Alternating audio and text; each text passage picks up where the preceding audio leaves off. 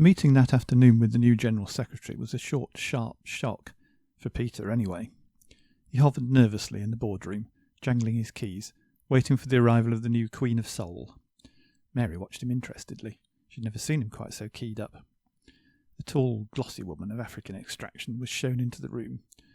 "Good morning, Miss Winter," began Peter effusively, "and do let me introduce you to our FD, Mary Maudlin."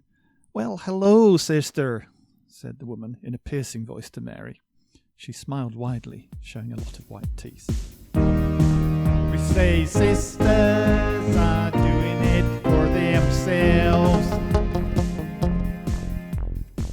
she shouted at Peter. He flinched. Do have a seat, Miss Winter," he said. "Now, what can we do for you?" "Everybody gotta stop, look, listen," she shouted. "Yes, okay, well, we're listening to you," said Peter patiently. He's going to need the patience of a saint for this meeting, thought Mary to herself. "Okay, I'll get to it. Pay, that's what we're talking about, bro." "Well, the standard generational rises are always ahead of inflation and," started Peter. "Soul is mostly sisters these days, bro," shouted the Queen over him.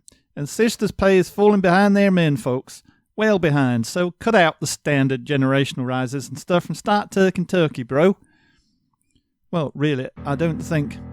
"I got a mandate from my members," shouted the Queen. "Right now they're telling me they can't survive." "At first they were afraid, they were petrified, but now they've got me fighting for their side. I spent so many nights thinking how you're doing us wrong. We're growing strong, we're learning how to carry on." "What sort of figures did you have in mind, sister?" asked Mary. 45% across the board this generation and a further 55% next," answered the Queen immediately, dropping the home girl accent to reinforce the point. Mary shuddered inwardly. "Plus 20 credos per soul trapped instead of the current 15.